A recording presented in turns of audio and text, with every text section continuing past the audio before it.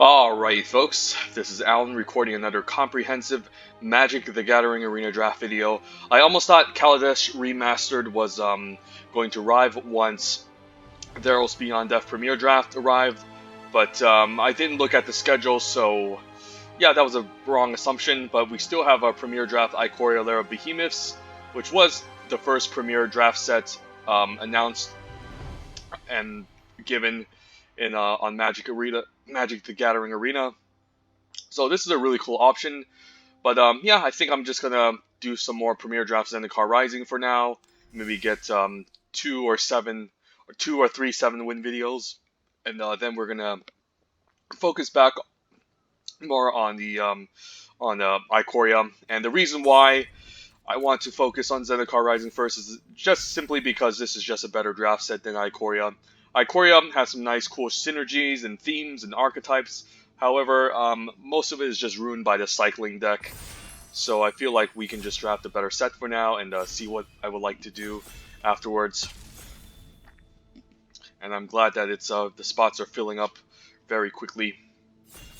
Alrighty then, pack 1, pick 1, Zendikar Rising Premier Draft. What do we have the fine pleasure of opening today? A pretty broken rare, okay. Yeah, I'm not going to say no to a Maul of the Skyclaves.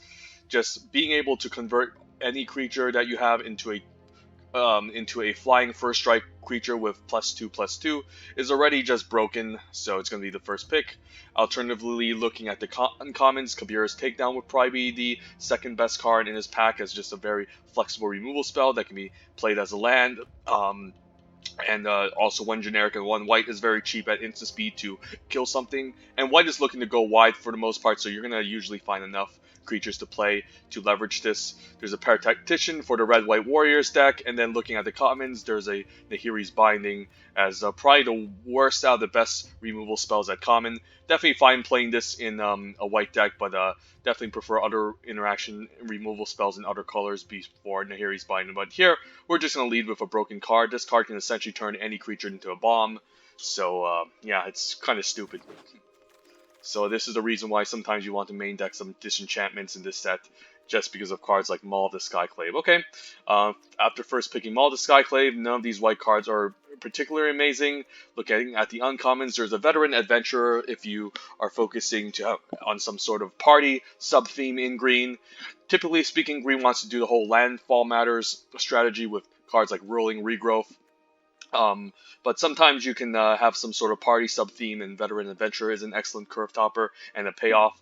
That being said, looking at the commons, there's a Vanquish the Weak that stands out as the best common, just as like a simple removal spell, and Black-White Life Gain is definitely one of the best archetypes, so we can lean towards that direction. There's a Grotog Bugcatcher, which is excellent, definitely better in a party deck more than it is in a Red-White Warriors deck. But still fine Red-White Warriors, but definitely going to be best in some sort of party deck.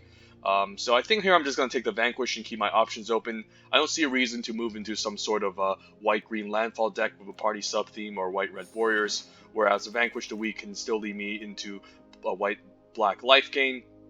And overall, it's just a removal spell that doesn't require too much work to get going. And here, there's an Inscription of Ruin, which is a pretty broken card.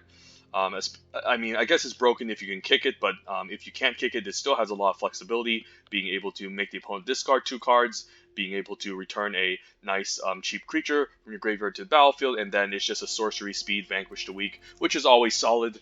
Looking at the uncommons, there's a Goma Fata Vanguard for a Warriors deck, usually best in red-white since you're going to play a lot of Warriors. In that combination, we can move into some sort of white-green landfall deck for Marasa Rootgrazer as well, but we don't have a reason to. Looking at the commons, there's a Feed the Swarm and Rabbit Bite, which stands out as the best removal spells. I think after taking Vanquish the Weak, I'm just going to take the Inscription of Ruin. Now the white cards are, again, particularly amazing. There's a Farside Depth that can fill our party, and there's Marasa Rootgrazer that can make us move into white-green, but I don't see a reason to. Now this is very interesting too. There's another Feed the Swarm. There's being passed to us as a great removal spell. McKinney Stampede can be very helpful if you're going to go wide, but sometimes white decks aren't looking to go wide, and this card is just okay. And then there's a Malakir Blood Priest. I mean, the Malakir is quite nice if we're going to be focusing on some sort of black-white life gain deck or some sort of party deck. That being said, I think we're mostly committed to black from what we're being passed, and you can never go wrong with too much removal. So I don't mind just taking Defeat the Swarm here, and then hopefully, I mean, the Malakir Blood Priest is not going to be at its best in a black deck, although I do want to leverage this Maul of the Skyclave. Sometimes a white just isn't, sometimes your first pick color just isn't open, and you just need to keep your options a little bit more open than typical. So yeah, I think black is very open from our right-hand side, given that all these 3 black-white cards are being passed to us, and now here is an easy Malakir Blood Priest. Okay, so we still have outs to be in the black-white life gain deck, or some sort of black party deck. And Syncoplasm can have its moments, but typically speaking, red wants to be aggressive, so you don't really want to blow up your whole board of low toughness creatures. But it's a fine sideboard card against opposing aggro decks, of course. Ghastly Gloomhunter can also be pretty decent in a black-white life gain deck, just being able to be a 2-mana 1/1 life linker that can connect and trigger some synergies. But here, it's just a Malakir Blood Priest, and we'll move on. Okay. I could take a Farsight Adept to go along for a Malakir Blood Priest for party synergy purposes, or I can just take a Malakir Rebirth. There's also some decent party payoff cards, Ardent Electromancer. I guess that's the only one here. But I don't really see a reason to move out of black. I don't mind just taking the Malakir Blood Priest, just sticking to black for now, given that it's the most open color to our right. Yeah, I don't see a reason to deviate. Let's just stick the Malakir Rebirth and see where we end up. And here, I can just take, I guess, the dual land. The dual land's quite nice, especially if we're looking forward to playing the Maul of the Skyclaves. Alternatively, there's a Blood Price, which is fine which is fine card draw, but we can always pick up one later. And typically speaking, I don't really like 2 copies of this because the life loss can definitely be a drawback. But it's pretty nice in a white-black life gain deck if you can leverage it. But here, I'm just going to take a Bright Climb Pathway just to hopefully end up in black-white life gain. I mean, yeah, Bright Climb Pathway just in case we end up in a white-black life gain deck and we need to do a nice rare dual land, so we'll take it here. Okay, wouldn't mind. Okay, there's a late Bugcatcher. I mean, this card is pretty fantastic. I know we can maybe stick with white-black by taking Tazim Raptor, which has some utility with our Modal Dual-Face lands, but by far the best common in this pack is the Grotog Bugcatcher. And yeah, just seeing this late is a sign that the black-red party deck is open, and that's my favorite archetype. Alternatively, if we just take the Ghastly Gloomhunter, it's not very amazing. Like, it's fine in a black-white life gain deck, but it's better in some sort of deck that's looking to kick this, or a black-white or black-green +1/+1 counters deck. So I'm going to take the late Bugcatcher in hopes that the black-red party deck is open. That's quite fun. Late Core Celebrant. Okay, I guess I'll take that now. This card is definitely one of the best white commons in the set. Obviously best in the black-white life gain deck and pretty insane since it's not only is 4 toughness hard to get past in this set, but just being able to constantly gain life whenever a creature comes in on the battlefield can be a very reliable ability. So don't mind taking here. Also wouldn't mind Tazim Raptor, wouldn't mind its Sneaking Guide for the party deck. But let's just take the Core Celebrant. Sign that maybe the white-black life gain deck is open, and here I'm just going to take another Bugcatcher.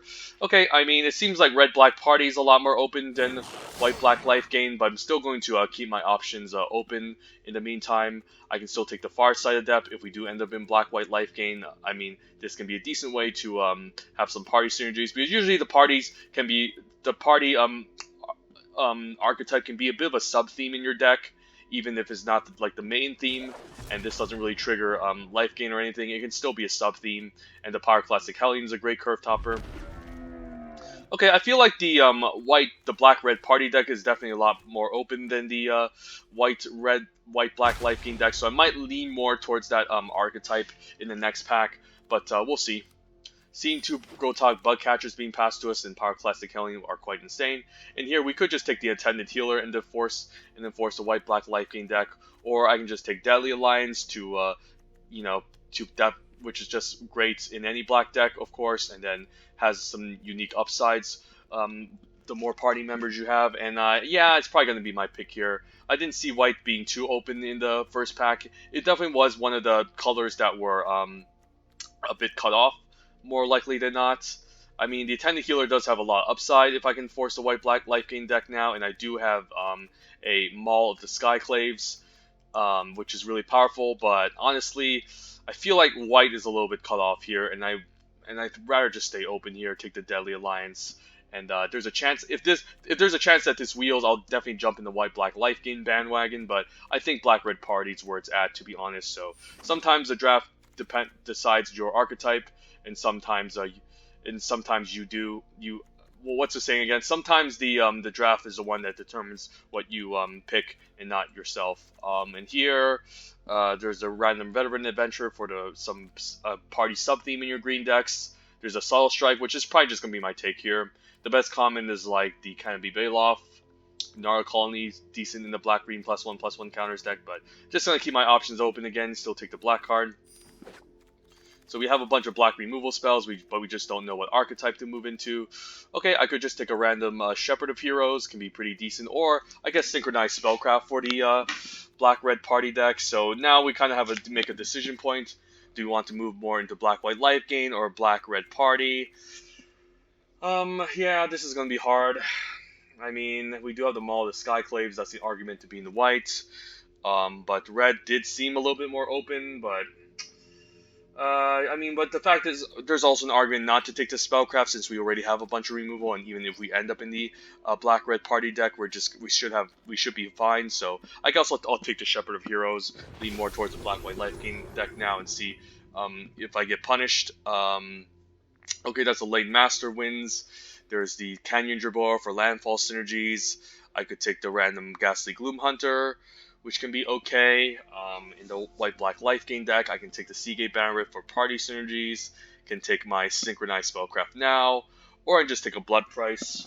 Find card draw spell, and sometimes you can use card draw in a deck. Yeah, this is also not a very easy option. Yeah, I mean, we're not going to have trouble gaining life, so maybe just take a Blood Price for now. We'll see which one is more open, white or red. Do I take another Feed the Swarm, or I can just take like an Ardent Electromancer for party purposes. You know, white-black life gain cards here. We already have a bunch of removal. 1, 2, 3, 4, 5, 6. I mean, 5 removal spells, so... Yeah, I guess I can maybe jump into red-black party deck with this Ardent Electromancer. Like, I can stay open again with the Feed the Swarm or Practice Tactics with some party purposes, synergies in the white-black life gain deck, but I feel like seeing this late is a sign. And that is a late Fear of Sledging and a late Sajiri Shelter. Yeah, I don't think our white-black life gain deck is going to take advantage of the whole landfall thing, although I do like Fear of Sledging a lot. We aren't really looking to balance our lands, so could just take a Sajiri Shelter here as a nice dual face land for our white-black deck if we even get there. Guess I can take a Prowling Feldar or just take a Blocker Predation. Yeah, this just doesn't have any party synergies, and overall I haven't been too impressed by the Prowling Feldar. Let's just take the Blocker Predation for now. And then now I'll take my third Grotog Bugcatcher. Yeah, it seems like party's a lot more open. Now I can even take the Seagate Colossus. Okay, yeah, I think we're going to be in red-black party. I mean, honestly, I do like the Skyclave Relic, and we could have drafted white-black life gain with the Attendant Healer as our payoff. But really, I think red-black is where it's at. It seems like it's a more open color, seeing another Bugcatcher being passed late. So, yeah, we have a bunch of removal. 1, 2, 3, 4, 5, 6 removal spells. So we just need to focus more on creatures, and we should be fine. We even have a Seagate Colossus as another payoff for the party deck. So, yeah, let's leverage these Grotag Bugcatchers and stop messing around here.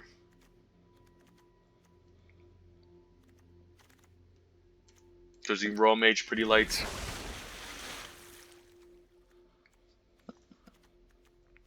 Like, yeah, outside of the Attendant Hero, there was no Clerics of Life's Bond. There was only, like, a Shepherd of Heroes in white that I was actually remotely interested in. I guess there was Canyon Jerboa, but that card's okay. I don't think it's, like, super fantastic. But I feel like red should be our secondary color, seeing the late Bugcatcher and the Ardent Electromancer, which also pays you off for party synergies. So let's do it here. Let's do another red-black party deck. I do love this archetype a lot, and I think it's very fun. How about Kargan Intimidator? I mean, we do have a couple of warriors, so it's not a bad card. Alternatively, there's another Electromancer, another Deadly Alliance, nothing amazing in white. I mean, Kargan Intimidator is only going to be at its best in, like, a heavy Warriors deck. I mean, if we're going to be some sort of party deck, the party synergies can vary. Alternatively, I can just take another Deadly Alliance here for party purposes. Yeah, I mean, it's probably... I mean, Cargo Intimidator can be alright, but that's about it. It's going to be alright. I think we just take another Deadly Alliance here, and then maybe we don't have to play something bad like Molten Blast in our deck, so we can kind of figure out all this removal, and I'll take a Teeter Peak Ambusher. Nothing amazing black, nothing in red. I guess there's an Expedition Healer now for the black-white Life Gain deck, but I'll take another Teeter Peak Ambusher, and hopefully we can kind of fill our party here.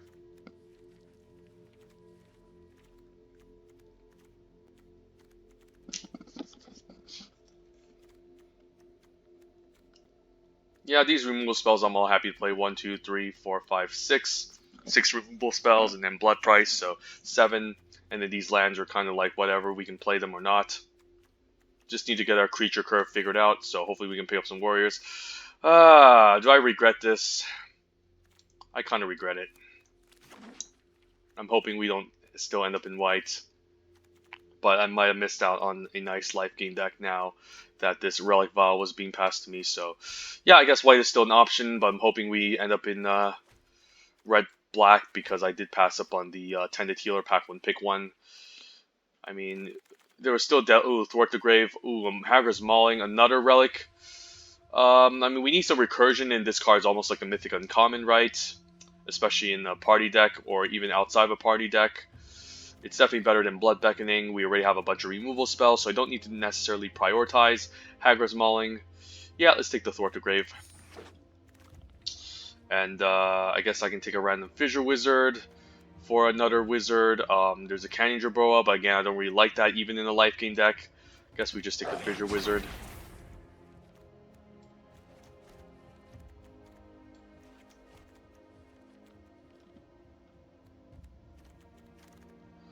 Another Shepherd. Yeah, I mean, I don't really think we're life gaining, are we? I mean, we didn't even pick up that many clerics. We're gonna have a total of 1, 2, 3 clerics with this, which is not enough. Yeah, I think we just take the Sneaking Guide and focus on red-black. I'm sorry, guys. I know I'm being like wishy-washy, but I honestly think it's the correct call to just be red-black party at this point. So yeah, I apologize. If I had a lot more clerics, then yeah, maybe white-black was correct, but now I can just take another Ardent Electromancer for our party. So we have double rogues, double wizards, few warriors, and Malkur Blood Priest. I don't have any 4, so I think the Highborn Vampire has to make it. Although we have a bunch of warriors already. The Spikefield Hazard can be fine, I guess. But most of these are going to be dual lands. So we essentially just have 21 cards. I think we need a 4-drop. Let's just take the Highborn Vampire. Not a great card, but I'll take it. Hoping not play this Dreadworm. Yeah, unfortunately, yeah, we might be lacking some playables. Lacking some creatures. I mean, we have 14. 1, 2, 3, 4, 5, 6, 7, 8, 9, 10, 11, 12, 13, 14. So maybe we can make this happen with just a bunch of removal spells. Even Scorch Rider pretty late. That's a nice gift. So if we cut 2 cards here, we have 23. So we do have 17. So yeah, we can make it work. It's not the best, but it's not the worst. Ooh, even late Synchronized Spellcraft, which can be quite nice. Do I want it over a second Stealth Strike? Yeah, I guess. It's just better. Okay, even the Blood Price late. I mean, I can even go just 16 lands, honestly, with all the ramp that we're getting from the parties. Let's see. So the deck, I think we can cut 2 lands, given that Pelakka Predation and the Malakir Rebirth are mostly cards that we're fine just playing as lands. Like, we can cast them as spells, but I'd rather just play them as lands. Could cut a Sneaking Guide. Let's move the interaction spells over on the other side. Inscription, Vanquish, these are all very good. Double Deadly Alliance, Synchronized Spellcraft, I'm not too high on. Like, it does have party synergies, but honestly, it's just kind of clunky at 5, while the rest of these are a lot better and cheaper to utilize. In terms of our party members, we have 1 Cleric, pretty sad. 2 Rogues, okay, so we need to keep the Rogues. 7 Warriors and 3 Wizards. Okay, so probably can't afford to cut any party members. What can I cut? 1, 2, 3, 4, 5, 6. We have 6 removal spells, so we probably don't need to synchronize spellcraft. I do like the Power Classic Hellions as decent curve toppers that can pick up our mono dual face lands and also deal a bit of damage to the opponent, so I don't hate it. The synchronized spellcrafts, however, do kind of give us the extra edge to deal damage whenever we kill something, so it can be fine too. So I could still consider it and cut off a Power Classic Hellion, although we only have 15 creatures, so maybe it's not recommended. I think 15 creatures kind of needs to be our minimum in order to make this deck work. In terms of value engines, we do have the Thwart to Grave to get everything back, and a Blood Price, which should be decent as well if we end up flooding out. Of course, is the game plan to end the game quickly? Kind of, but it's kind of a little bit more mid-rangey too with some of these value cards like Blood Price and Thwart the Grave. So we're not necessarily like trying to kill the opponent as quickly as possible, but we're always trying to do our best. 1, 2, 3, 4, 5, 6. Yeah, we have 6 removal spells. We should be fine. I think I like the Blood Price in this deck, just in case we end up flooding and we need to find more action. And the Thwart the Grave also to reanimate everything. So I think this deck is fine. Let's try this deck out. So are we going 9/8 or are we going to go... let's see, what do we need? I think we need more red in the early game, more often than not. I mean, like, we definitely have a lot of black spells that we don't mind casting on curve, but I think we need more red, so I can see the argument of cutting a swamp and just adding in an extra mountain, because we do have a bunch of bug catchers that we need to cast, and those are more over priority to get down over the removal spells and the utility spells. So let's try this out.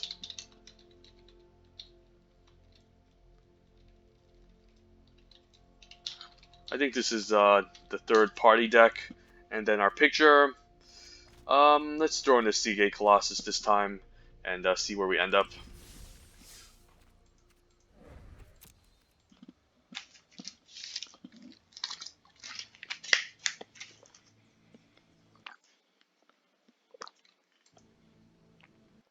The life gain deck would have been alright, even though those relic vials were passed to us. I felt like we needed a lot more clerics to get it going.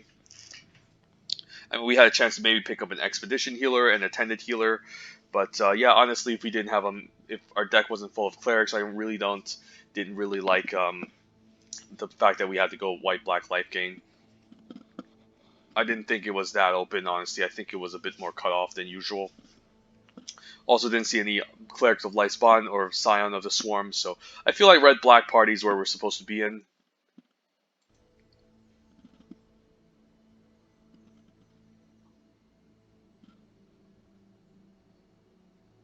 I mean, maybe I just ditched the Blood Price. I know the Blood Price can be a value engine, but sometimes just being able to kill something and deal some face damage is almost like essentially drawing a card.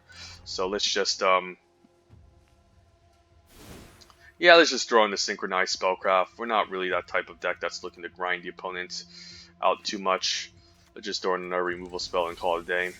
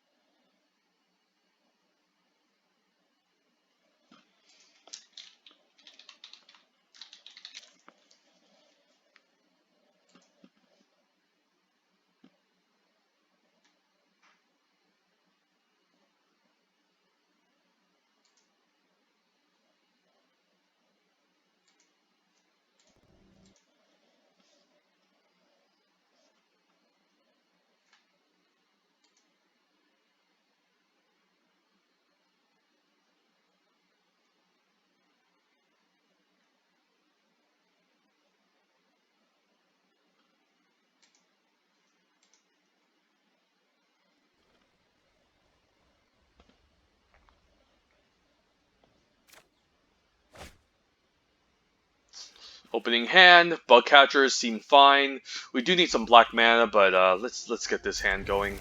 We're on the play, so I can't really say no to this. Hopefully we can find more party members to leverage these bug catchers. So we'll see.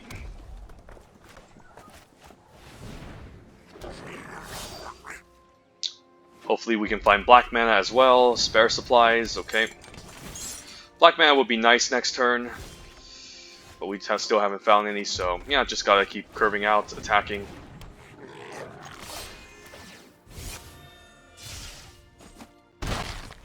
Sneaking guys would have been nice on turn 1. Okay, black mana is great. Do I just make them discard, or do I pump? I don't mind just pumping.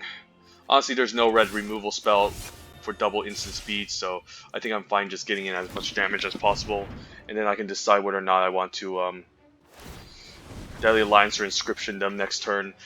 The fact that they have a lot of cards makes me want to Inscription them less,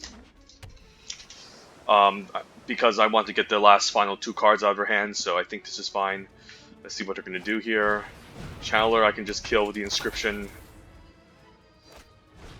Tazim Mage to hold off my 1-2, pretty annoying. Sneaking Guy is nice though. So we Sneaking Guide and Inscription, this can be pretty interesting. I can Inscription this now, because he can just look at the top, and I can maybe keep everything back for the time being. I think that's okay. This will attack for 3. Yeah, let's just Inscription this.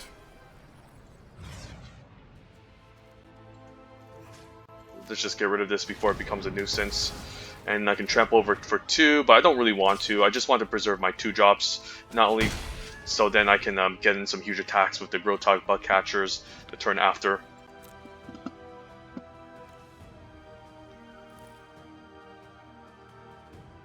Probably see a Spikefield Hazard on a Sneaking Guide. Expedition Diviner, okay. Yeah, I don't mind this. This means that he's obliged to trade for this 3-2. So I could just make this unblockable and attack.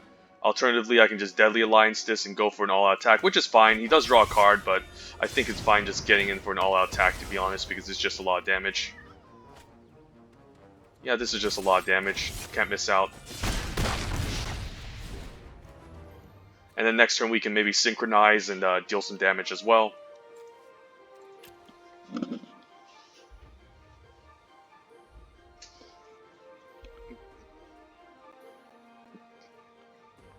Maybe might have a bubble snare to lock one of the creatures down. Maybe he's playing the bubble snare to Sneaking Guide, so it can't make anything unable to block.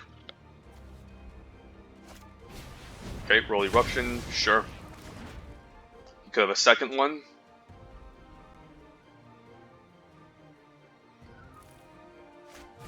Okay, just a bubble snare, so yeah, he's trying to hold off this 1-2, but now I guess I can play my Seagate Colossus. And I think I'm fine attacking here, even though he does get a trade, it's going to trample over. And honestly, I have both party members still, so this is fine. Hopefully he doesn't deal with my Seagate Colossus, or maybe since I don't have any more creatures, so maybe I should have kept it back and not traded, but getting in with that damage was quite nice. Field Research, okay, probably trying to find some sort of way to deal with the Seagate. Maybe shouldn't have attacked. Okay, just chumping, but we'll just finish it off with like a Deadly Alliance here, or just Spellcraft it. I don't care. Yeah, it's good to have the Spellcraft, because we're mostly just a tap out deck that's looking to beat down. We don't care about valuing too much, so pretty easy victory.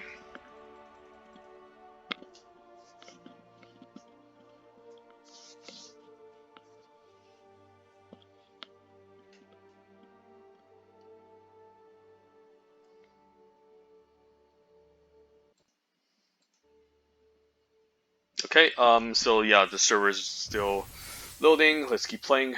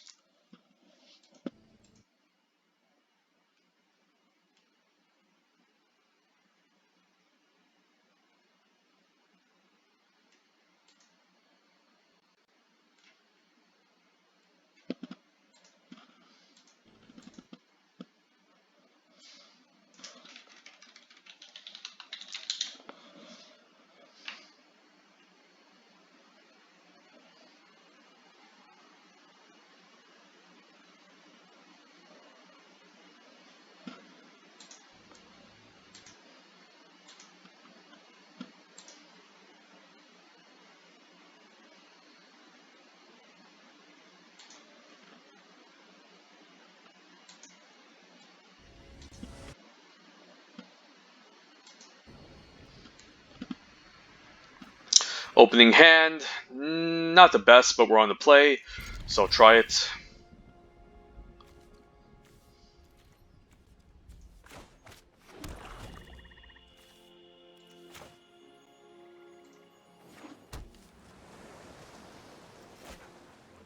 Could see a crab. Maybe we can feed the swarm and get rid of it. Maybe I should play on mountain first in case I was going to top deck a mountain to hide more color info, but this is fine. It's not a big deal usually. I mean, yeah, it could be a big deal hiding mana info, so then it makes the opponent play around things less. Could feed the swarm this, or could just hold this back to trade. A TP ambusher can be fine, but we have plenty of 2-drops. I could just offer this as a trade, maybe. I guess I'll attack, and if he doesn't block, I'll just use feed. Alright. Opponent goes for it. Sure. Sigo. Yeah, honestly, I don't care about the tier P ambusher that much. It's more of like a late game card anyways. And then I could see a counter spell here, but I'm still going to play it out. Jiraiya's Disruption, Anti-Cognition. Okay. Could see a Bubble Snare next turn. But this is a decent curve. We can play a 5-drop after this 4-drop. Sure. We can gain some value from this Hellion, bounce a mountain back.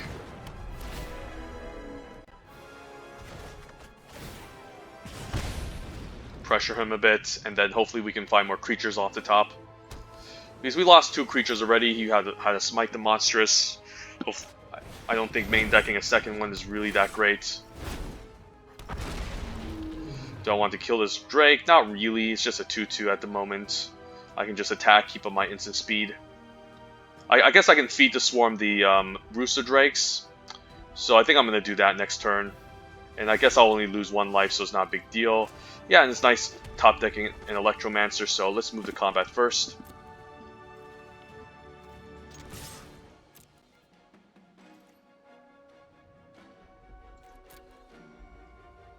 And the fact that he's tapped out means that he doesn't have counter spells, so this is great. So now what I can do is I can play the Ardent Electromancer. Well, it doesn't matter, I have 2 mana anyways, so it's not a big deal. Let's just get a Wizard out, and we'll feed the Swarm to Rooster Drakes before it becomes insanely broken.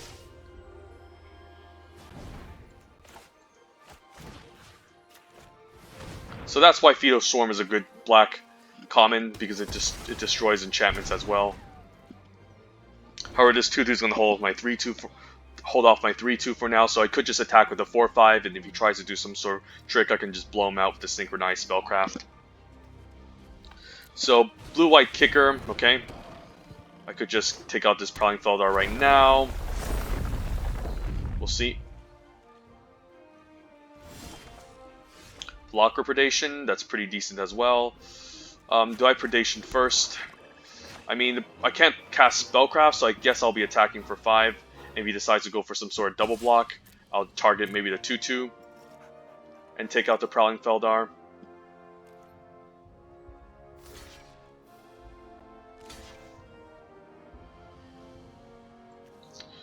Yeah, let's try this. Hopefully he doesn't have the hexproof thing, but if he does, the 3/4 still dies. Duelist, okay. I mean, at least this doesn't die, but yeah, it's gonna grow and that's gonna be pretty annoying. Alright, so we just need to get past this Prowling Feldar. So, that's gonna be a little bit difficult unless I find removal, of course.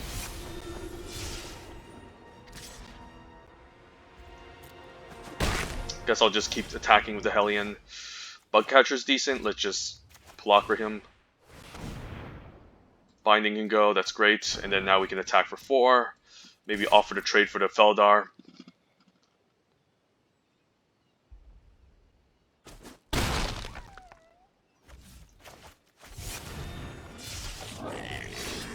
And now we know he has a negate, so our removal spells are kind of ineffective against him. Angel Heart Protector, sure. I'll take 6, I guess. And maybe we can attack next turn with everyone and Try to get in as much damage as possible. I hate this negate, it's just holding me off. Okay, the sneaking guide is great. So I guess I can still attack for 4 here, and then, do I care about attacking the sneaking guide? He's just going to trade, so I guess I'll just attack for 4. Or I could have kept this back. Maybe that was better. But he's double blocking, so I guess I'm fine with that. Yeah, let's definitely kill off the Prowling Feldar. And then I'll just trade my 3-2 with his 3-2, and then start making my 1-2 unblockable. But he's keeping it back. Interesting. Okay. Okay, the Blood Priest is excellent. So now we can gain some life back, and then I don't mind just making this unblockable, and then I'll attack for is this the full party? Yeah, it is 5. That's great. Yeah, so now, yeah, I can just maybe trade off the Blood Priest, and this is still 4 damage. So that was a really nice top deck. So sweet, we even assembled a full party this matchup just by top decking the Cleric.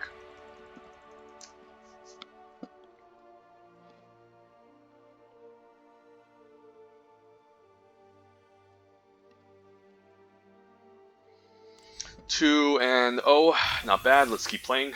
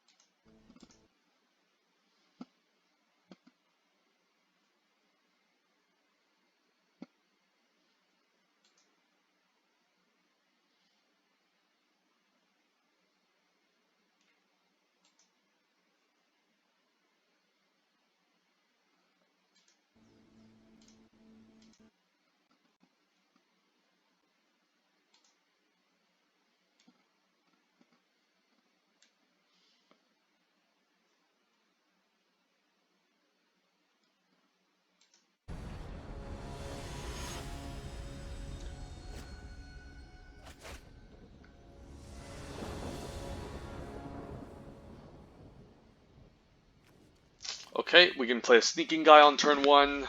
We can maybe just play the land tapped. Not the most amazing opening hand. I mean, we're on the draw, so I'm guessing we have to hope to find some sort of action. Do I still keep this? I mean, as long as I top deck a bug catcher, maybe this is fine, so I'll risk it here. It's not the most amazing hand, because we still have a long ways to go, but we'll see. Could even cast the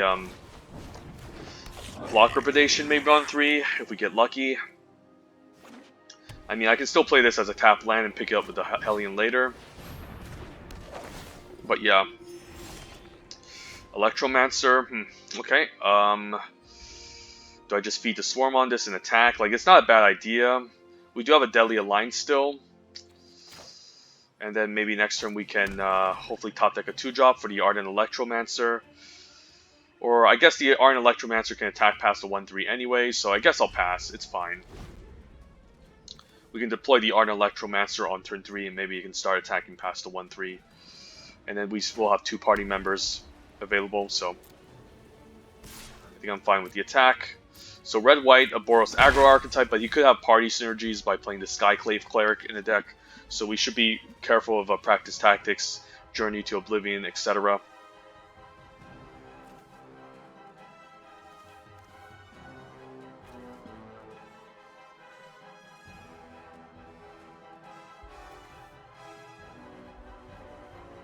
I can play this maybe on turn 4, just because I can just get everything back. Okay, that's a card I'll mind destroying.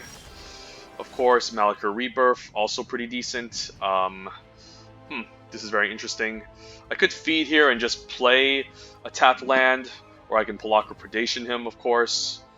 Or I can Ardent Electromancer. Lots of options. Let's see here. Huh, maybe I can set up something next turn instead. Although, huh. Maybe I can just feed the Swarm and Malika Rebirth, that can be okay. This card can be really scary, and then I'm fine playing this tapped, and then I can attack for 1. Next turn we can maybe Predation him, or just play the Ardent Electromancer, and we'll also have black mana. I guess we can play Mountain, leave up a black mana, make 2 red, and then play the Predation. That can be pretty solid.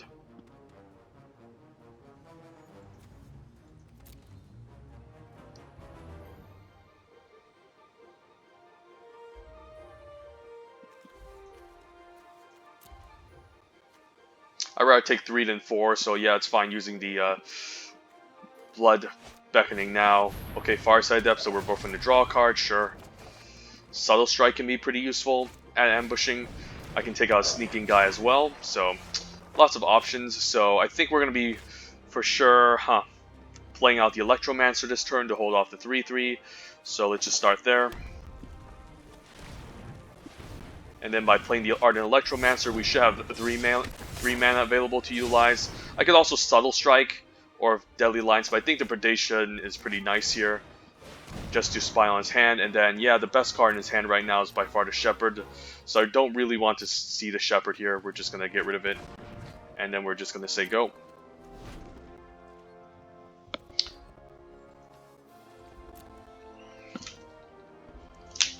The Sneaking Guide I can deal with the Subtle Strike.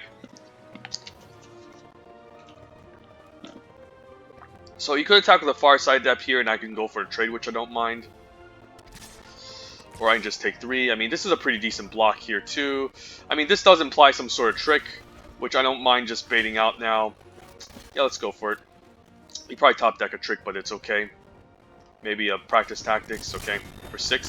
So that's good. I wanted to bait out the trick, so now my Pyroclastic Hellion will survive, and he's forced to use a Sneaking Guide to get across. So this is great. Alternatively, I can play out the Bug Catcher, and maybe set up a Deadly Alliance, but I feel like the Hellion is just good here. Being able to, yeah, get back the Malika Rebirth, and then forcing him to use the Sneaking Guide to get across. So he's probably going to activate a Sneaking Guy and hit me for 1, but I'll get rid of it with the Subtle Strike next turn, so that's great. And I can even just enhance our Grotag Bug Catcher so it attacks even more. Alright, so we'll be taking 3, not a big deal. Eventually I do need to get rid of this Peter Peak Ambusher, but for now I think we can just play out the Bug Catcher, and we can just use the Subtle Strike.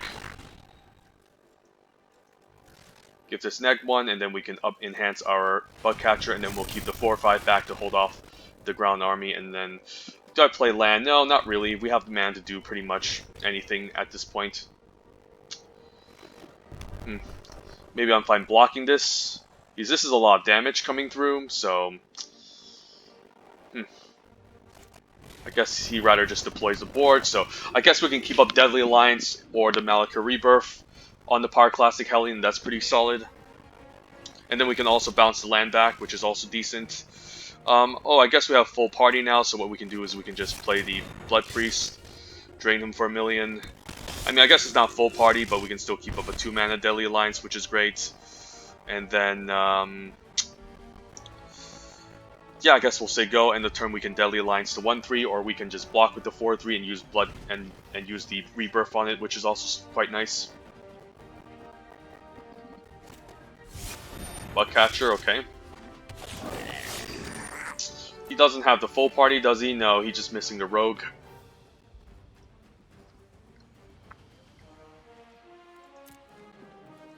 Yeah, I'll Alliance this. I mean, I might as well use it now, just to be mana efficient.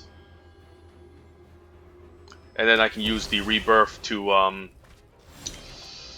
alright, to essentially just bring back the Hellion, if it manages to trade.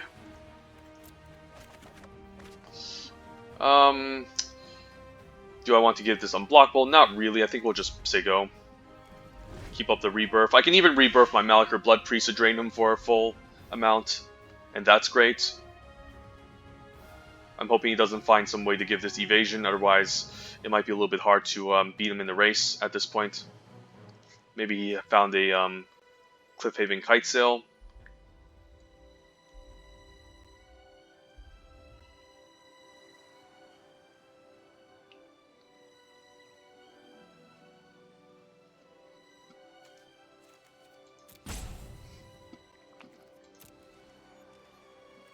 Alright. Thwart the Grave, that's great. I can pretty much bring a bunch of creatures back once they die.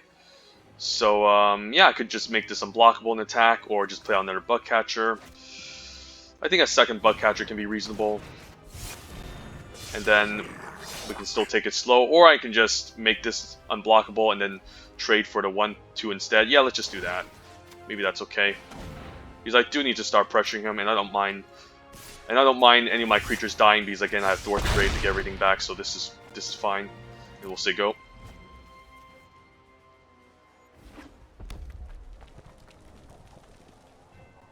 If he kills my Sneaking Guide, again I can get back. Okay, Roll Eruption, sure. I can just get a bunch of stuff back, so I don't actually mind. So I could just attack with both my Bug Catchers, or attack with all, and then Thwart the Grave and get everything back, which seems fine. And I can also Malakir Blood Priest, Malakir Rebirth as well. So I think I'm going to go for an Alpha Strike here. It seems quite nice.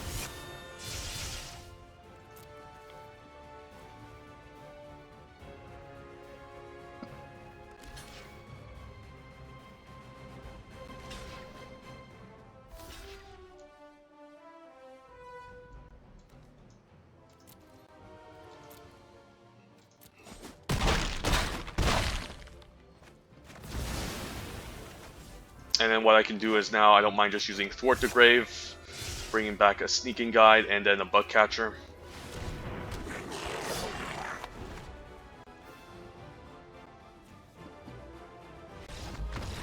There we go, the Mythic Uncommon of the set. Could have also used a Malakir Rebirth, but I didn't really want to lose 2 life and have the opponent swing back at me, but yeah. Black-Red Party is a pretty insane deck.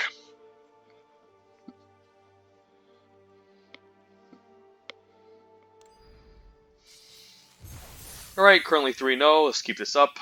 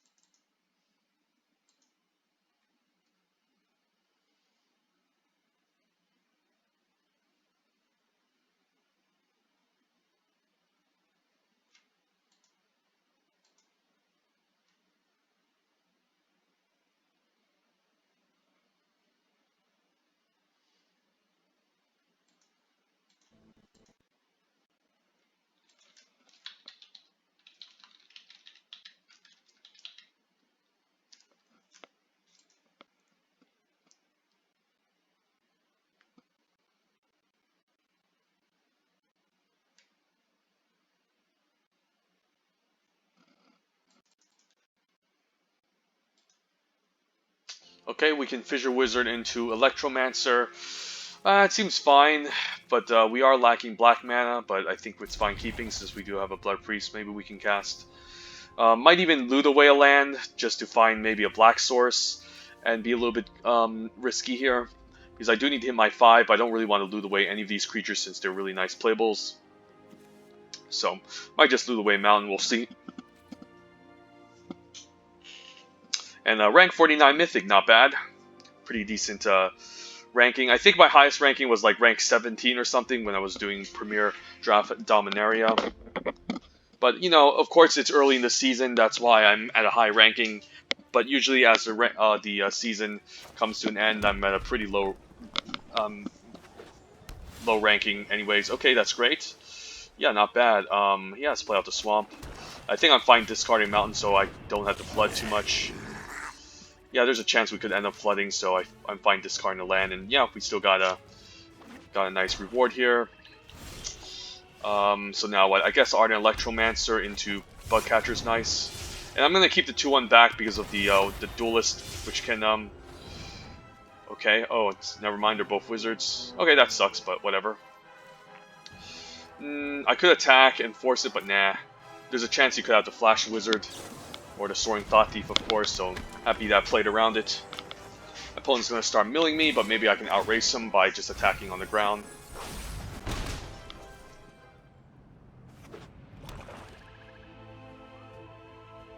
He might main phase something here.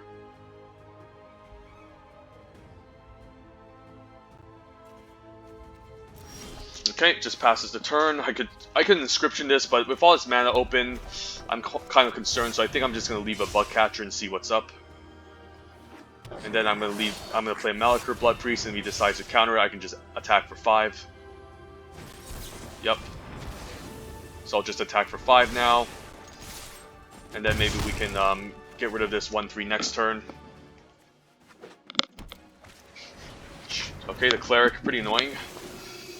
Could find a removal spell here. Gloom Hunter is a bit annoying, but I do need to get rid of this Thought Thief, otherwise he's just going to keep milling me, which is annoying, so... Yeah, let's just get rid of it now. I mean, I could play the Hellion instead. Let's see, I have 2 Primary, so this is going to attack for 3. He can go for some sort of double block. Yeah, he's about to mill me and get to 8, which I don't want. So I think the Inscription is fine here. I mean, we can eventually kick this, but I think it's I guess I can also return a creature, like the Malachor Blood Priest, which can be pretty insane. And then I guess I can attack and then maybe force him to chump or something. Yeah, lots of options. Maybe I don't mind him milling me, and I can even make him like discard 2. So yeah, let's move the attacks and just attack for 3 here.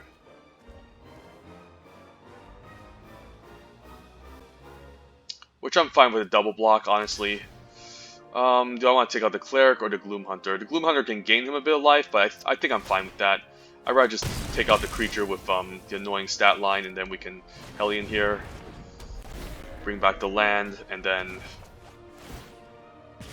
pressure him a bit more. So he's going to keep the 1/1 back. No, he's going to attack, so yeah, I think he's a little bit scared here. Okay, he's going to attack for 2 now. Hopefully we don't flood out too badly, and I can just attack with both of these on the ground. I can even make him discard 2 as well. So yeah, let's play land. Yeah, I can play the Blood Catcher main phase as well in case something was to happen. And I could also kick the Inscription, but let's just move the attacks. He could have the 1/1 Flash guy to ambush me, but I think I'm still fine with that. I just want to pressure him as much as possible at this point. Maybe into the Royal, Deadly Alliance, okay. Yeah, I think I'm fine making him discard 2 at this point. 2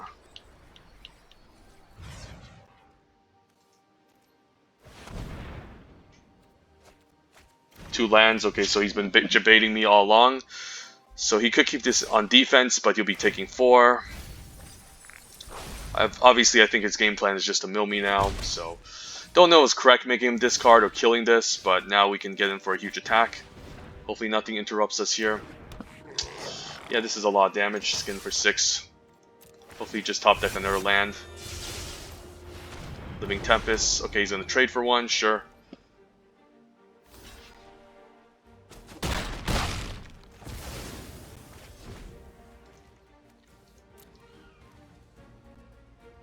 He might be forced to stay back.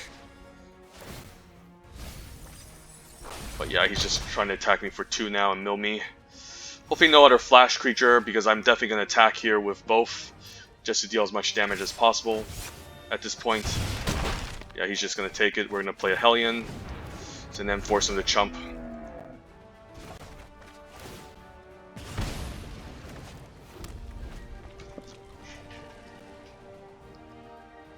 So yeah, that's the problem with the black-blue decks. Like, sure, they have nice disruption tools and removal spells, and the mill can be kind of annoying.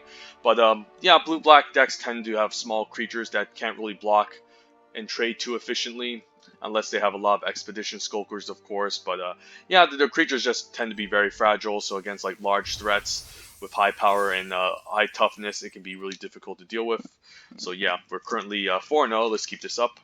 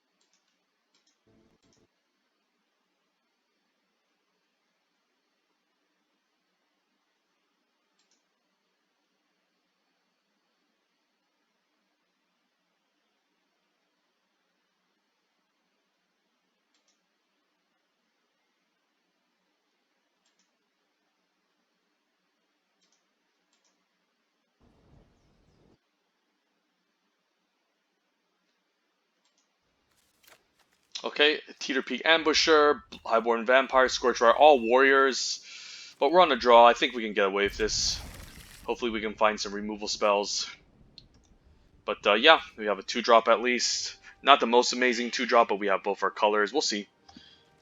Pull out some mulligan, but you know, we can still lose. You never know. Our opponent might even post it on their Twitter or something stating that they beat it us, but yep, I think we have 4 mana, so I'm fine just casting the Predation on turn 3 to maybe get a nice card out of their hand. Don't need to show them black mana yet. We'll just lead with Ambusher. Ooh, Mammoth. Okay, I think I need to kill that, but not now. Maybe we can do it next turn. I mean, I could just attack into this as well and pump, which I don't mind. Yeah, I'll attack into it, because there's no way in hell I'm blocking, so I get to free roam at least. And then, yeah, we'll just Predation him, and we'll take 5. Which is definitely not a good sign. Okay, Bubble Snare, Rabbit Bite, these are all decent cards. The Riptide is annoying, the Omara Wizard is also annoying. The Riptide is probably going to be the most annoying because you can kick it, and it's 5 toughness, which we want to attack pass into. So yeah, let's just get rid of the Riptide for now. And we can Deadly Alliance away the 3-3. I mean, he does need to hit land, so this kind of forces him to use the Omara Wizard as a landfall creature to make this into a 5-5. So that's fine with me. If he wants to Rabbit Bite away my 1-3, that's also fine, because, yeah, he's going to be using up a good removal spell. I'm hoping he just uses it. Yes, please. Thank you. Alright. Although that's going to make it a little bit harder for us to cast the Deadly Alliance. I still think it's okay. And then here the question is, what card do we want to have locked down? I guess the Sneaking Guide, or I can still play around it. Yeah, let's throw it out. I mean, if I play out the Sneaking Guy, I highly doubt he's going to use the Bubble Snare on it, so I think I'm just going to bait out with the Highborn Vampire, force him to use the Bubble Snare, then we can Deadly Alliance away the 3-3 eventually, and then go from there. Yep. Yeah, I'm probably going to have to Deadly Alliance this away, but we can get a nice value here by playing the Sneaking Guide first.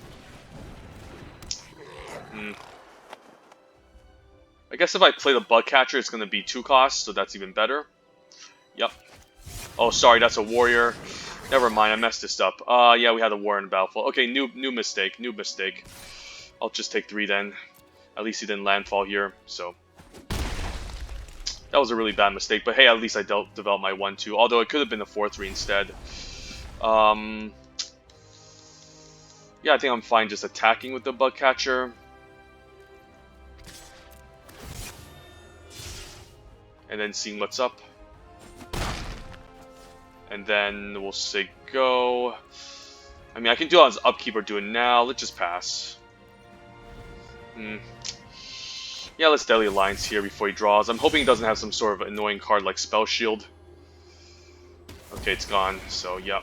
We used it on his upkeep, so in case he had some sort of spell, it would use up the mana on his turn, so... That's the logic behind doing it. Taunting Arbor Mage, sure. We can hold that off with the Pyroclastic Hellion. Land is also not bad, giving us, yeah, I mean, I could just play out the land and then bounce it back, right? Doesn't really matter. Actually, what I can do is, I can play out the Pyroclastic Hellion, return to Swamp, and keep up the Malakir Rebirth. I can see an Anti-Cognition, which can be pretty annoying here. And if that case, I don't mind just taking 2, because I do want to attack in for 3. We'll see. Could see maybe like an Into the Royal.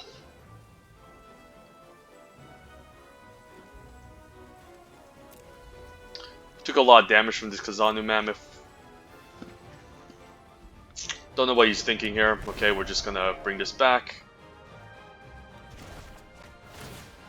One's gonna take 2, and I guess I'm fine attacking with the Bug Catcher, or just stay back with it. Like, if I get another land, I can just give this unblockable and start smashing, so we'll play it safe. See what the opponent tries here. And just having the Malakir Blood Rebirth is quite nice, just being able to preserve our creatures.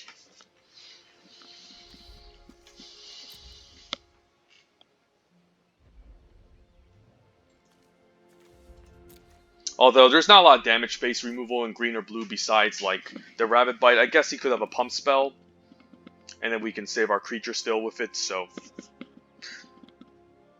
lots of interesting decisions. I'm hoping he attacks here. Yeah, I'm definitely going to block, and if he tries something, I'll just Malika Rebirth, getting back my Hellion out. I mean, he still gets in for 2, of course, but this is definitely reasonable block. Okay. And then before damage, we're going to Rebirth this. And hopefully it doesn't get countered. So this is decent value. And I'm definitely going to bounce a land just to gain the extra 2 damage, which can be pretty important.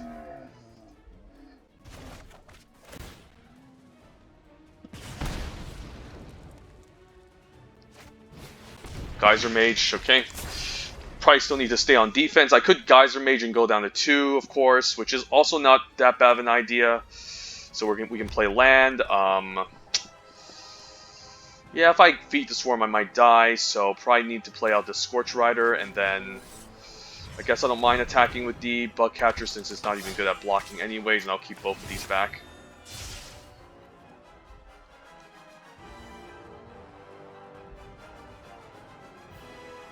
I mean, if he trades, I'm pretty happy with this. But if he doesn't, then I'm also fine. So I can block the 3-2 and use the 4-3 to block the 2-3, so I'm still in a decent spot. Inscription, I can't kick. I can make him discard the final card though, which can be pretty interesting. Or I might might as well just use it here just to I guess I can bring something back from the graveyard as well, like the Teeter Peak Ambusher.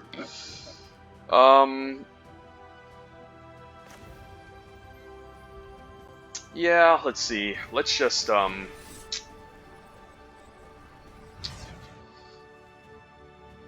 yeah, let's just kill the Cunning Geyser Mage.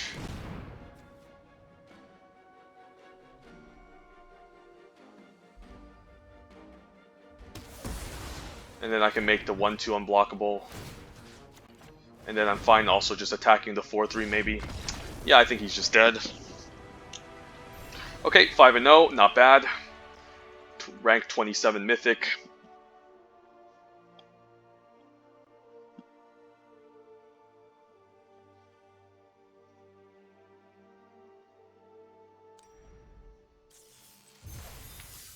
With a pretty okay black-red party deck, surprisingly. I don't really think this deck is that amazing, but sometimes just playing a bunch of Bug Catchers, giving them evasion, and playing lots of removal spells is enough to seal the deal. So, quite impressed so far.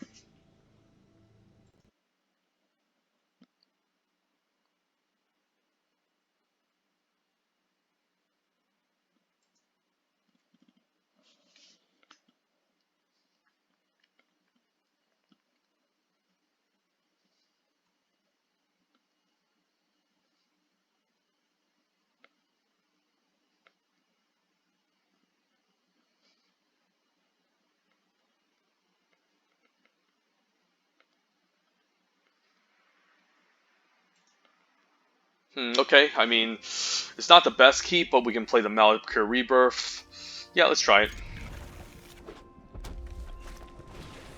Okay, this could be our first loss. I think I'm fine playing out the Malika Blood Priest, even though it's not going to drain a lot. It can still help us discount our Seagate Colossus for later and our Deadly Alliance. Although now I do want to just play the Sneaking Guide. So do I want to do that? Nah, let's just Blood Priest. It's on curve, and then we can potentially make more mana, since we can next turn just play Ardent Electromancer into Sneaking Guide instead. Okay, the opponent is flying over, sure. Opponent could also have Practice Tactics, so I do need to play my stuff main phase. So yeah, let's just play out the Ardent Electromancer.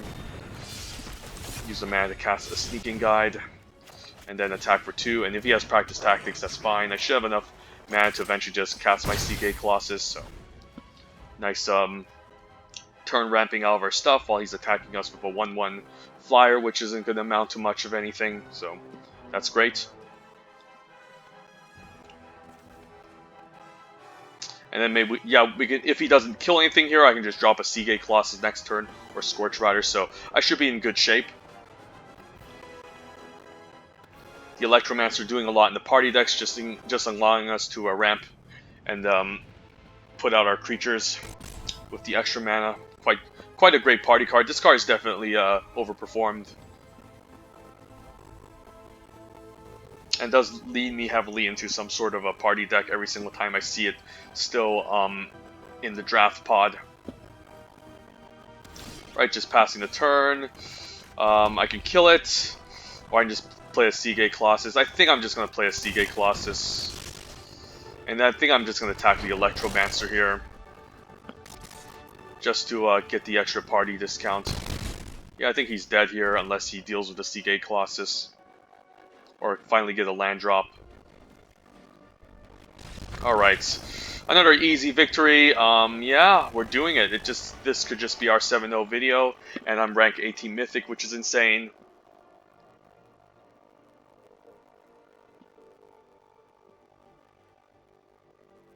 So yeah, I'm just gonna hit the Q and then yeah, 6 and 7.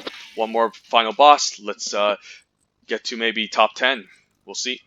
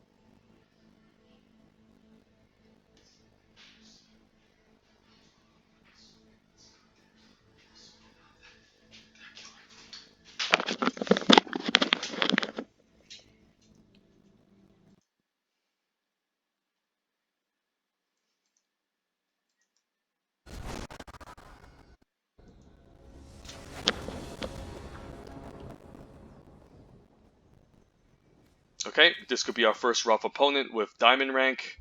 Yeah, I'm fine keeping. I'm on the play. I can't say no to both my colors in my opening hand and the 2-drop, and maybe some combat tricks. So hopefully we can find some lands to leverage the Scorch Rider or some more party members to give the Seagate Colossus a discount. We'll see. Okay, Japan. Okay, final boss is going to could be scary because he has these nice aesthetic purchases that he's bought. Swarm Shambler.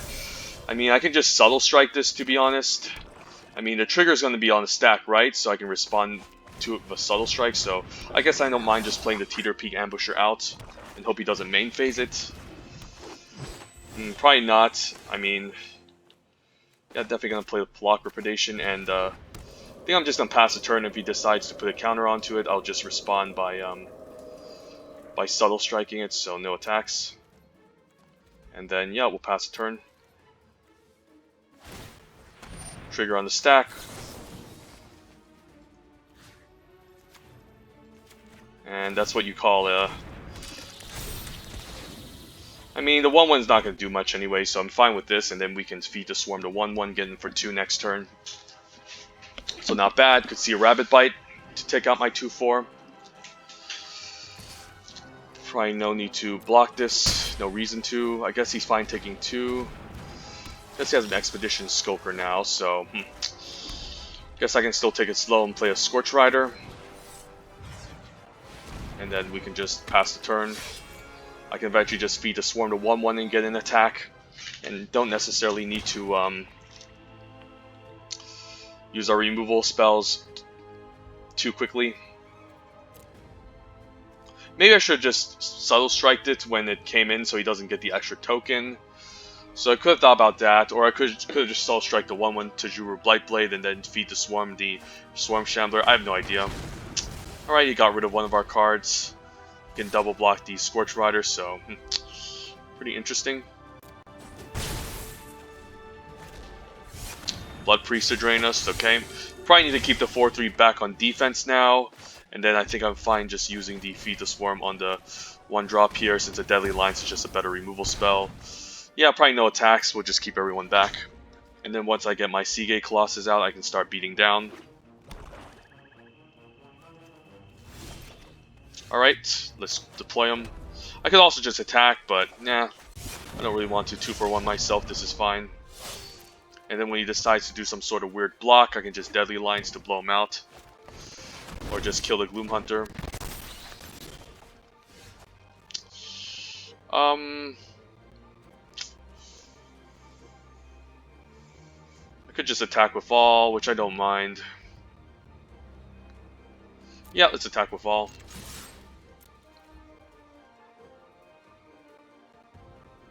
He's definitely not going to chump here, I don't think. I feel like he's going to do some weird double block just to take everything out. Okay, now the question is, do I want to save my 4-3? Not really. I just want to take out the 3-3 here, so it stops being a nuisance, and now we have a 7-5 that can start slamming in every single turn. And he needs to find another rogue to enable the Expedition Skulker, and he's on top deck mode just like us, but we have the larger creature, so unless he finds a good top deck, he could be in trouble here. And he did find a good top deck, okay. So I need to find maybe like a large creature to hold this off for the time being. I guess I don't mind trading as well. Maybe just need a Hellion to get back our MDFC. But although his hand is kind of empty here, so... Okay, another removal spell, sure. We just need to make sure we don't draw too many lands. And the Bugcatcher is quite nice, attacking for 2 per turn, although he's kind of ahead in the race. So, pretty much top deck wars. Blood Price was nice. Now he can find more answers. Dauntless Survivor, so we won't be able to block the Expedition Healer for a while. Okay.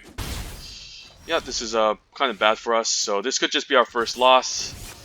Unfortunately, I'm actually happy with the trade here. Hopefully, I can find something large.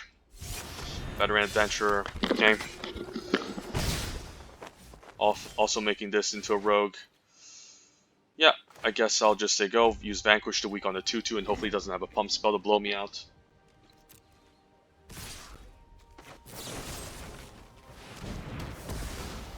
We need a second Deadly Alliance to answer the Veteran Adventurer, since I don't really have any good blockers against it. Alright. The opponent got me here. GG's. Can't win them all, but yeah, hopefully this doesn't lower my ranking too much. So I can show off my screen. Oh, it did. Okay, rank 35. I'm not the best. I'm sorry, guys. I could have been the best, but this opponent got me here.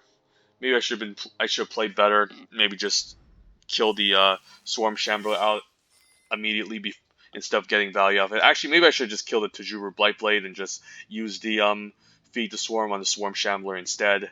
That was probably the right call, so then his rogues wouldn't get Death Touch. So that was probably the correct call, but I thought the Swarm Shambler would be a little bit more threatening. But it seems like it was better to just kill off the Blightblade, the Subtle Strike, since he had a Rapid Bite with Death Touch as well.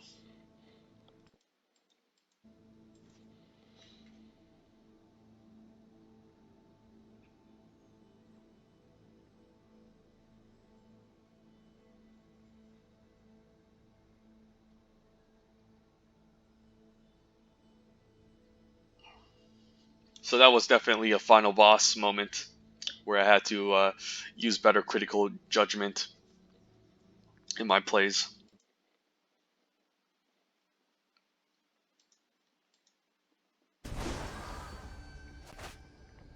Ooh, we're facing him again. Okay, rematch. Let's do this. Let's do this rematch. Okay, Blood Priest, Bugcatcher. I don't hate it. On the draw. Seems good. He knows my colors already, so I don't really mind. Okay, the Swarm Shambler. Alright. Ooh, Sneaking Guide on turn 1. Excellent. I think I'm going to deploy my hand first before dealing with the Swarm Shambler, because I know he just wants to grow this.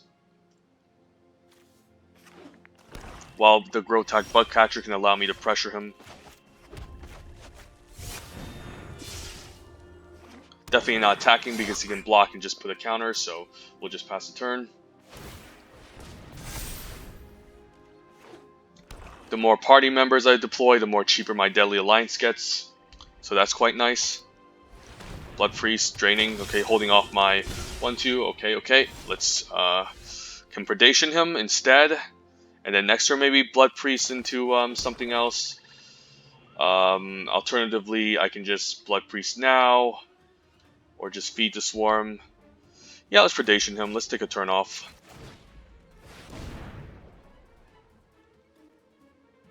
Ooh, Vanquish, Battle get a recovery to get back to Vanquish the weeks. This is really annoying. The Battle get recovery does slow him down a little bit more, so I think I'm fine getting rid of this Vanquish here and just say go. Yeah, I'm probably not going to trade here because I want him to use the Vanquish.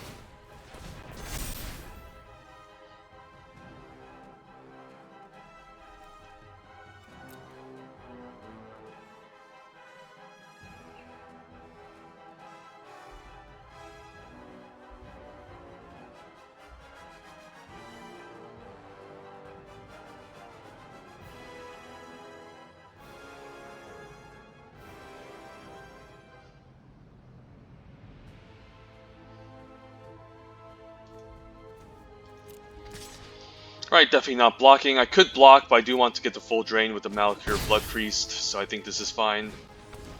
And he's probably going to play the Blight Blade here. Okay, that's fine. So now what I can do is I can play the Blood Priest. And I can use Feed the Swarm on the Swarm Shambler. I guess I can also just attack. I guess I can also... Nah, let's Feed the Swarm now. Get rid of this before it does any more. It causes any more problems. And I only take one. Of course he can get back, but we'll stay back here. We can use the Sneaking Guy to give the Bugcatcher evasion and attack. If he attacks with a 2-1, I might offer to trade. Or not, since I can just play out the Highborn Vampire instead. But we'll see. Okay, I think that's fine, since I don't really care about the Swarm Shambler. Although it's going to get pretty large over time. It's still pretty slow for him to do this, so... Ooh, double Deadly Alliance. Do I want to do that? I can give one evasion and then use Deadly Alliance, which is quite nice. And then attack in for a bunch of damage. The Highborn Vampire can't get back past the Death Toucher, but as long as I have my removal spells, I can use next turn. It seems good, so I'll try it here. And then we'll stay back, keep the party members.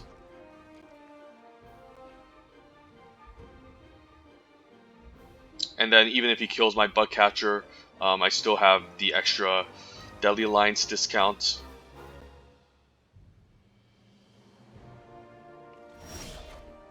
Subtle Strike, that's quite nice. Okay, so what we can do is we can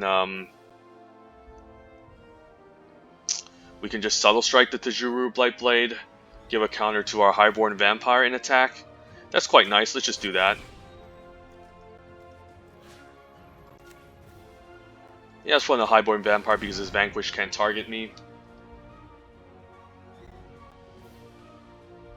If he tries to respond, I'll just Deadly Alliance something away, maybe the Swarm Shambler.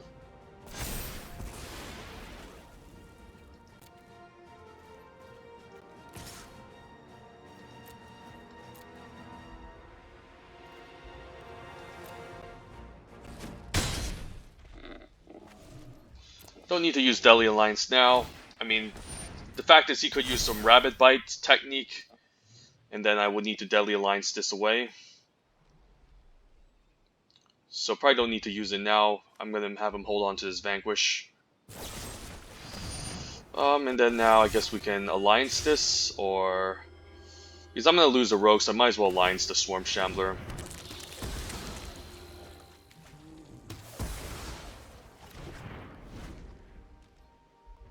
He can go for some blocks, but I still should be fine here. I can save the Alliance on like a larger creature that's annoying.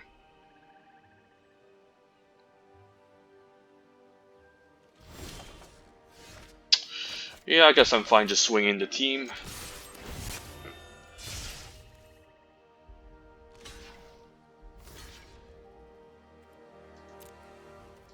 Hopefully he doesn't have a way to deal with my Vampire. So we'll say go. Not sure if that was correct, but I do need to clear a path, and I do have a line saved up for something large, like this annoying Gloom Hunter.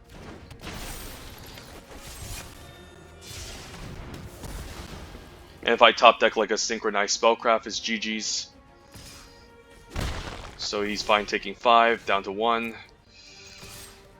Hopefully he doesn't have a removal spell. Blood price, okay, thank you.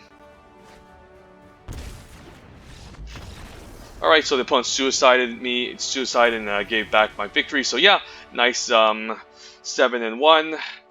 Let's do a quick overview of this deck before we proceed on to maybe like another Zendikar Rising draft. But yeah, I guess we're gonna proceed to our pack openings, but let's move on.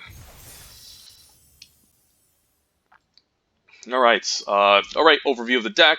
I don't think this deck is super amazing. I think it's only quite good because of his removal spells and the bug catchers for the most part. So what type of removal do we have? Double Deadly Alliance, which is great, since we're trying to do the whole party thing. Synchronized Spellcraft, which is not too great, but it's a fine removal spell when you need one, and it also deals face damage. And generally speaking, 4 toughness is kind of like the magic number in this set. So it's nice. So it can pretty much answer most threats unless they're like Pyroclastic Hellions or they have like a million counters on them. So yeah, Synchronized Spellcraft is pretty solid. Inscription, Sorcery Speed. Sorcery Speed Vanquish is not the best removal, but it's still pretty solid, and has the flexibility of mind rotting the opponent or returning a card like Malachor Blood Priest, Bug Catcher, or Sneaking Guide back onto the battlefield, so it seems great. We also have a Vanquish Week as solid instant speed removal, Feed the Swarm as nice sorcery speed removal that deals with enchantments. Solid Strike, always nice to have 1 copy in any of your decks in the set. So yeah, this is the reason why black is so powerful. Just all the best removal spells at common. And you also have recursion in black, like cards like Malachor Blood Priest. Makes it very difficult for something to get killed, destroyed completely unless they're exiled. Thwart the Grave is great, although we only cast it once this entire draft video, there's also, I guess, Blood Beckoning, which can get 2 creatures back. So black is definitely the most powerful color in my opinion. We also have Blocker Predation to also snipe a card from their hand. So yeah, as weird as it seems, the curve of this deck doesn't look incredibly impressive. Like, I would definitely cut a Sneaking Guy for maybe an extra 3-drop. But yeah, I managed to get there somehow. Yeah, just not a very impressive curve if you think about it, but just the party synergies, being able to generate mana, being able to drain the opponent a bunch, and deal lots of trample damage with the Grodok Bug Catcher usually gets the job done in the red-black party decks. Pyroclastic Hellion, also great overperformer, being able to bounce our lands back into our Molded Dual Face cards back in our hand and casting them was quite nice. We managed to even pull one off by bouncing a Malachor Rebirth in one of the games. And then the opponent tried to take out the Hellion with a Pump Trick, and we still Malachor Rebirth to bring it back, and we still Malachor Rebirth and brought back, so that was nice. Seagate Colossus is also not the most amazing party payoff, but it still managed to put a nice ground body onto the battlefield. So that was pretty solid. Usually I prefer to draw a Silencer in the black-red party decks at the top end because they're it's like a creature / removal. But with all this removal in our deck, I felt like just having the larger creature was just a lot more important. And then yeah, with Malachor Blood Rebirth and the Blocker Predations as Molded Dual Face lands, it was pretty much like us running a 17 land deck anyways. So yeah, I'm quite surprised this deck managed to overperform with just a bunch of commons and a few uncommons and 1 rare. But typically speaking, yeah, the black-red party deck is definitely very powerful if you can get there. So very impressive. So anyways, yeah, let's just move on. Crack some packs. Also could have taken some card draw spells like Blood Price and the Tormenting Voice. But honestly, I think again, if we're just going to curve out and just kill stuff and deal as much damage to them as possible with these Bug Catchers and Sneaking Guys, granting them evasions, we can just close out the game quickly. So yep, let's crack some packs. We're ranked 27 Mythic, which is quite insane. I think we were ranked 18 earlier, but then we lost to the guy that we beated as the final boss, and we got back up to 27. We dropped to 38, I think, 38 or 35, I believe, and we got back to 27, and we were at rank 18. So yep, opening pack, pretty bad rare. Gomafat Vanguard is pretty decent in the Red-White Warriors deck, but it's still kind of a commitment towards the Warriors archetype. I guess you don't have to be Red-White Warriors, but still you need to draft a bunch of Warriors, and in this set, this set really really reward you for doing the whole party mechanic more than is sticking to a tribe, unless you want to force yourself into the two-color tribal archetype. I mean, it's a fine card, but overall it's very narrow and it's not very flexible. The best commons like the Rabbit Bite and Cammy Bailoff probably still take the removal spell over the creature. But yeah, Rabbit Bite is probably going to be my pack one, pick one. Kabir Takedown versus Deadly Lance. Never mind. Scoot Swarm is a bomb. This card is insane. Just play this once you have 6 lands, and then once you landfall, it just keeps generating tokens of itself, and then it just makes a million 1/1s that are difficult to attack past, and then you can just, again, just swarm the opponents and just finish them off that way. If Scoot Swarm was in his pack, pretty interesting decision between Kabir Takedown and the Deadly Alliance. I think Kabir Takedown is a much better card than Deadly Alliance in terms of removal, but black is definitely the best color instead, and yeah, and it's in the best color. That being said, both cards still require some setup. Kabir Takedown requires you to have a wide amount of creatures on the battlefield to be incredibly effective, whereas the Deadly Alliance can just kill anything, but requires a few. I mean, it does require a bit of party members to give it a discount, so both cards have their upside. Maybe I'm wrong. Maybe Deadly Alliance is just better, because the fact is Kabira's Takedown can be interrupted, like interfered with, since if you're going to use Kabira's Takedown instant speed, sometimes you need to destroy a creature with the right amount of toughness, the right amount of toughness equal to the amount of creatures you have on the battlefield, and if they use any instant speed removal of themselves, like Into the Royal or Deadly Alliance to disrupt this, it can be definitely not that great. So probably still lean Deadly Alliance over Kabira's Takedown now that I think about it. But yeah, Kabir Takedown is also a great card. Skyclave Shadowcat, decent payoff for the black-white, black-green +1/+1 counters deck. So yeah, best common is Deadly Alliance, but it'll probably go Scoot Swarm, Deadly Alliance into Kabir's Takedown if this was our pack one pick one. Easy Roost Drakes, the mythic uncommon of this set. If Roost Drakes wasn't in his pack, I'd probably still take Soul Shatter over Into the Royal. Sure, Soul Shatter doesn't allow us to choose what we want to necessarily target, but still making them sacrifice their highest CMC is still pretty nice. And the fact that it doesn't target means that the opponents can't give the creature hexproof or bounce the. I guess they can still bounce the creature back in response to the sacrifice trigger. But yeah, the fact that it doesn't target does have some upsides and downsides. Honestly, I don't think the downsides are that bad. I mean, usually when you're killing their high CMC creature, it's probably their best creature on the battlefield. And if not, I mean, you still make them sacrifice a creature that's a high threat, since the higher the mana cost, the larger the creature is. So yeah, I'd still rather kill something than bounce something in this set. But yeah, Into Royal is also pretty much the best common in this pack. You can easily, I'll easily take the Inter Royal over Soul Shatter if I opened up a pack one, pick one Rooster Drakes and someone passed me these two options. But yeah, Rooster Drakes, one of the mythic uncommons of this set. Since Kicker is even though you do need to build a Kicker deck out of this, the Kicker decks are generally really powerful. All the Kicker spells are generally really powerful. So it's not wrong just kind of forcing yourself into this archetype just so you get the added bonus of generating 2/2 Drakes every single time you cast a Kicker spell. So Rooster Drakes is excellent, followed up by like Soul Shatter and Into the Royal.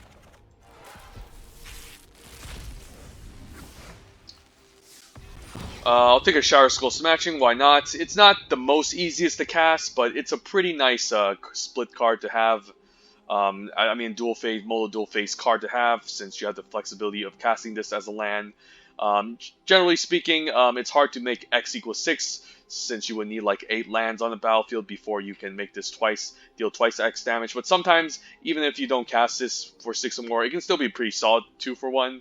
Like, you can still cast this for X equals 3, for example, or X equals 4, and then you can still deal like 3 damage to something, 1 damage to something else, or 2 damage to 2 targets, and yeah, it can be a solid 2-for-1. And red is a good color in this set, so Shadow Skull Smashing is going to be my pick here. Bayin Veil has also been a little bit of an overperformer, can usually catch the opponent off guard because they don't generally expect it, but it can be a decent way to kind of fog the opponent, so to speak, and then get some good blocks in to kill their creatures for free, or just to prevent them from getting lethal with an Alpha Strike, and then you can swing back and kill the opponent. I don't know. Bayeen Veil has been an overperformer. The fact that it only targets your opponent's creatures and then gives them all -2 nego can be quite nice, especially against Death Touch creatures as well. So I do like the Bayeen Veil a lot. Risen Riptide's also a bit of a sleeper. I don't want to call it an overperformer, but in the right kicker decks, this can be used as some sort of offensive. It's great as a defensive mechanism since it has 5 toughness and is difficult to get past, but it can also do a lot of offensive work by hitting in for 5 every turn, and 5 is definitely a lot if you can constantly kick those spells. So Risen Riptide is also probably the best common in this pack.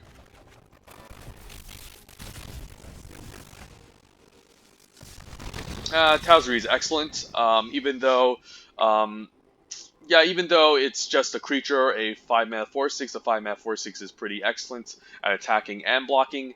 And just having the nice mana sink in the late game to search up, to draw 2 cards, 2 allied creature cards is quite nice. So yeah, I'm probably going to take the pick here.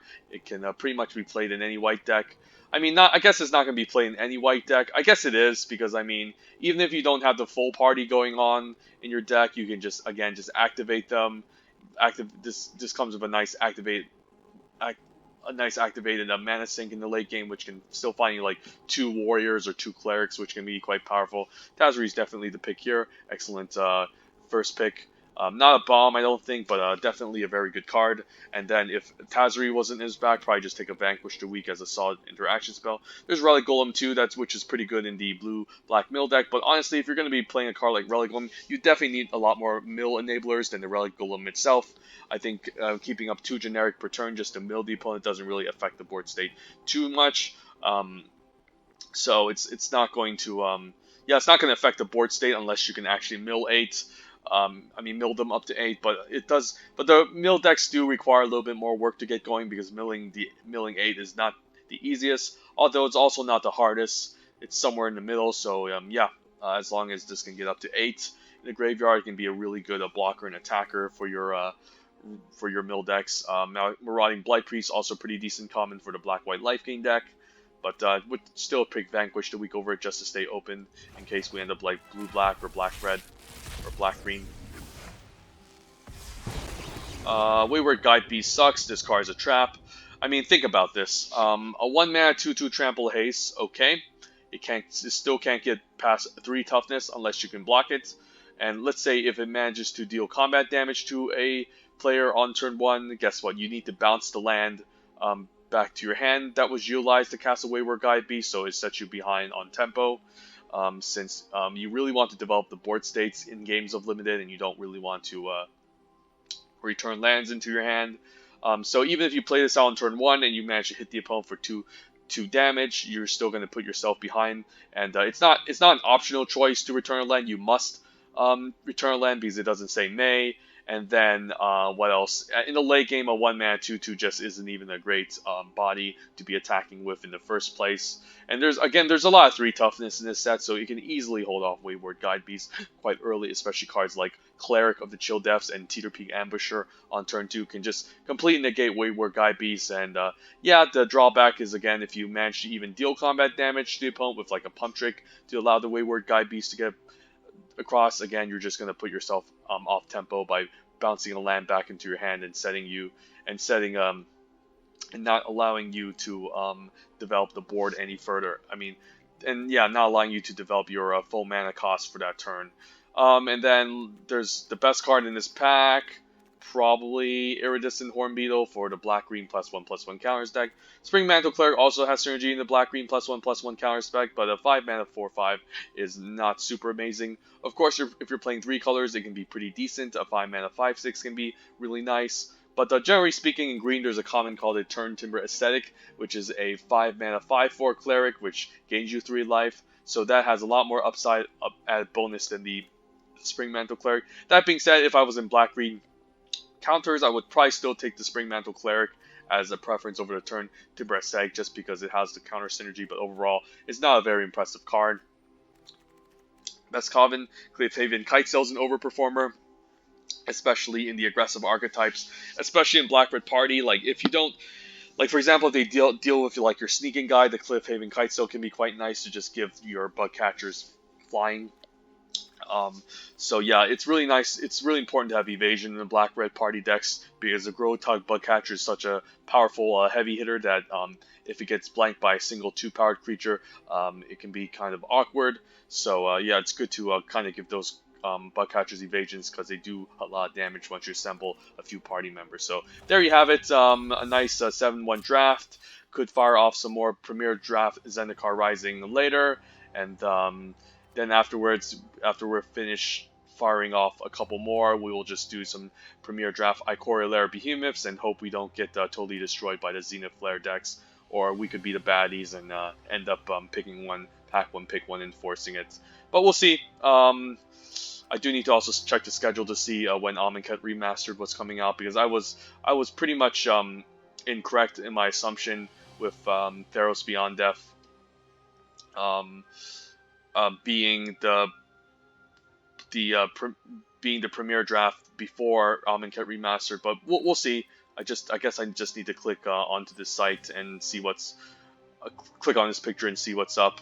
But anyways, yeah, hope you guys enjoyed the draft video, and might just do another Premier Draft Zendikar Rising again, and then I don't know, maybe we could still end up drafting some sort of black-red party deck again, or kicker deck, who knows, but we'll see. Yeah, in the meantime, have a wonderful day, guys, and take care. Bye.